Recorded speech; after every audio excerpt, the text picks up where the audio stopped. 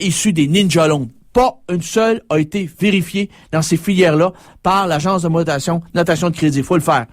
Bref, les banques prêteuses, les lender loans de New York, les lender banks de New York, les prêteurs, donc, les créditeurs, ont délibérément créé une fraude massive, une chaîne de Ponzi colossale et systémique avec la complicité aveugle des agences de cotation de crédit de Wall Street. Puis, entre autres, la banque d'investissement. Aux États-Unis, on appelle ça la banque d'investissement, c'est voyons en anglais comment c'est pas la commercial bank, mais business bank. Bon, banque d'investissement aux États-Unis, dans le cadre d'une stratégie appelée le pooling. On a étudié une stratégie qui s'appelle le pooling. Ben, les banques d'investissement, les banques d'affaires, en français c'est une banque d'affaires, a pris tous ces produits toxiques sous forme de liar's loan ou ninja loan, qui étaient cotés 3A consécutifs, AAA, par les agences de cotation de crédit New York, et elle va les titriser. Elle va pratiquer la titrisation. On va donc mettre un beau titre là-dessus, puis on va trancher ça en rondelles, et on va mettre ça sous forme de produits dérivés toxiques, toutes sortes de produits, des swaps, des mortgage-backed securities, des credit default swaps, toutes sortes de patentes à gosse, et on va les coter, sont toutes cotées parce qu'elles sont cotées AAA, d'ailleurs, qui sont tapées de centre, et tout le monde pense que ce sont des produits dérivés sûrs, mais en réalité, ils génèrent des pertes automatiques de 60 à 80% pour l'emprunteur. Dès qu'il bouffe ça, ce prêt toxique-là, tranché en rondelles, sous forme de triturisation, il y a une perte de 60 à 80% pour cet acheteur ou cet emprunteur, parce qu'à l'origine, faut jamais perdre de vue que ce sont des ninja loans. Ce sont des prêts menteurs, des liar's loans, ce sont des no income, no job, no asset. C'était des prêts qui ont été donnés à des personnes qui étaient insolvables. Mais tout le monde s'est vautré dans les bonus, dans les commissions. C'est là l'arnaque. C'est ce qu'on appelle une chaîne ou une pyramide de Ponzi systémique colossale. Voilà l'arnaque du système.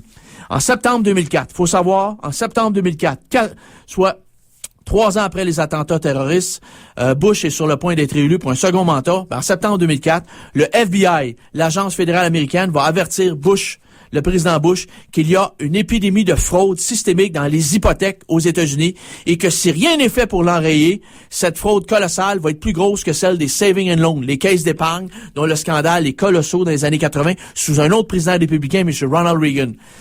À vrai dire, le scandale est 3 millions. Ce qui est arrivé, c'est qu'on a dû dépenser, l'État a dû dépenser 3 trillions US pour l'éponger. Voilà. C'est ça que je voulais mentionner comme faut. Le scandale, pour que l'État puisse éponger ça, c'était une ardoise de 3 milliards de dollars.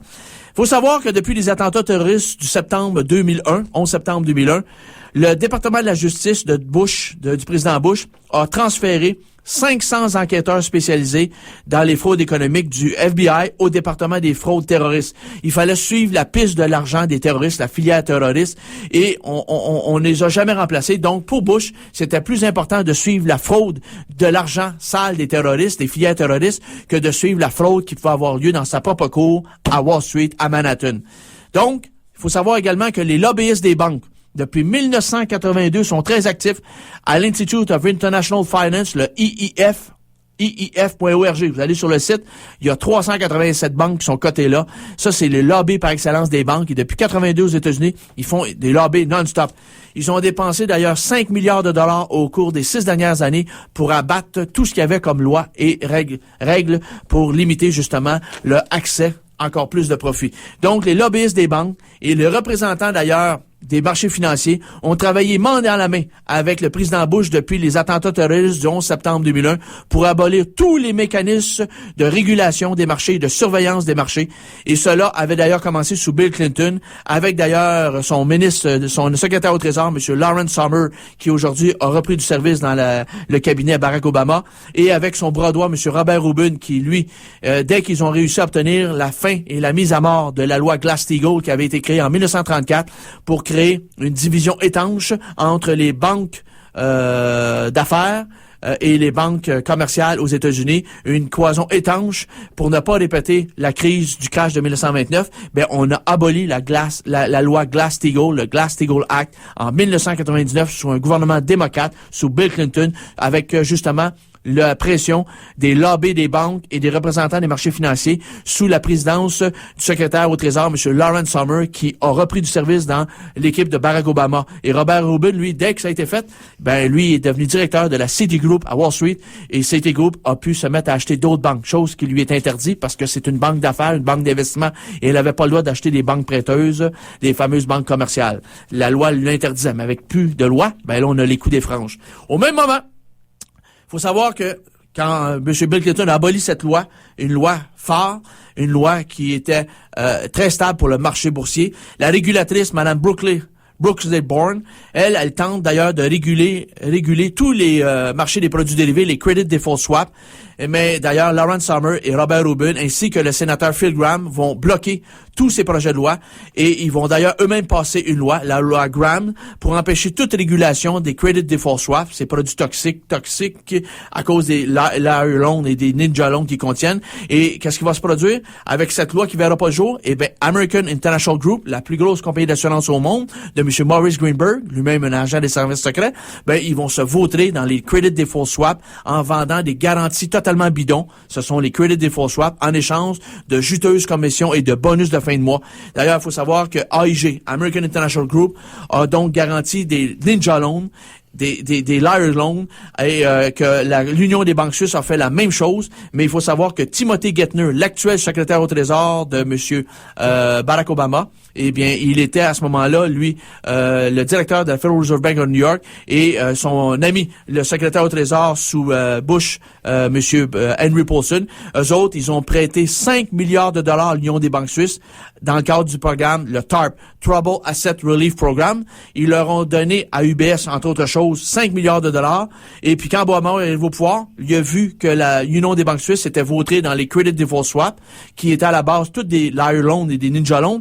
Il a dit, je vous condamne à payer une amende de 780 millions de dollars, sinon je vous retire votre licence de faire affaire ici en sol américain.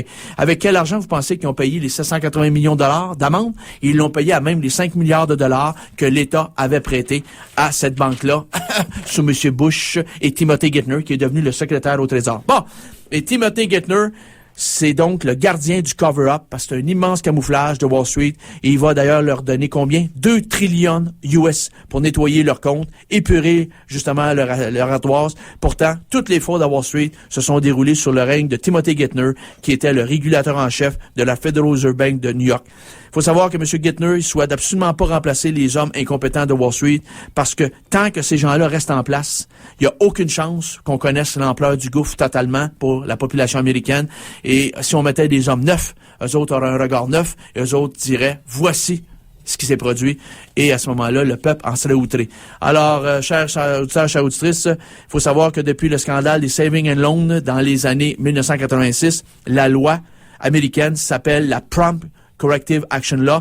Elle oblige la fermeture de tous les établissements financiers qui ont violé la loi et commis des fraudes en sol américain. Pourtant, Henry Paulson, le secrétaire au Trésor de Bush, et Timothy Geithner, le directeur de la Federal Reserve Bank, vont jamais l'appliquer. Au contraire, on va arroser ces banques frauduleuses-là de milliards de dollars de cash. On aurait dû, à vrai dire, même pas les nationaliser, on aurait dû les fermer, les terminer, les laisser faire faillite, parce que selon la loi, la Prompt Correction Action Law, Geithner avait les moyens de le faire, judiciairement parlant, il avait les moyens de le faire. Bref, il faudrait une seconde commission, Pecora. Monsieur Pecora avait fait une enquête colossale dans les années 34 en Wall Street sous le président M. Franklin Roosevelt. Il avait épuré les comptes, il avait même fermé les banques pendant 4 jours. Alors, il faut savoir maintenant qu'en conclusion, c'est M. Timothy Geithner ainsi que tous ses petits amis qui sont responsables de cet immense cover-up, car ils disent We just can't let the big bank fail. On ne peut pas laisser les grosses banques faire faillite. C'est faux. Il faut les laisser faire faillite. Voici l'arnaque. À vrai dire, ce ne c'est pas une gold we trust, c'est in greed we trust. On est rendu à la pub, suivi de la pause musicale. Et chers auditeurs, chères auditrices, je vais continuer de suivre ça avec grand intérêt, mais on n'a pas fini de parler de cette crise qui est une arnaque monumentale, une gigantesque chaîne de padis. On met quoi, mon Oliver? Ça va être Françoise Breu, la pièce La Certitude. Ouais, on a la certitude. Comme disait Michel Chouinard, il y a des moments, j'ai des éclairs de génie et je me rends compte qu'on se fait fourrer. Bon, ben, c'est une certitude. Vous êtes à l'écoute de Zone de Résistance CSM 89,3 FM. C'est la radio Université de Montréal. À tout de suite. Retour à Zone de Résistance avec votre animateur Benoît Perron micro. Et cette toune, mon Oliver, c'était? Ça s'appelait La Certitude de Françoise Breu. Alors, j'ai la certitude qu'on va faire un second tirage. À l'instant, ici, à la zone de résistance. Merci, mon cher Oliver. Et on va faire tirer, c'est le tome 2, Les enfants de la matrice. Comment une race d'une autre dimension manipule notre planète depuis plusieurs millénaires. Des millénaires. L'homme n'existe pas depuis des millénaires, mais bon... il était là avant. C'est ça. Il y avait des petites bébites qui étaient là avant, mais eux autres, ces entités-là étaient là. C'est Les David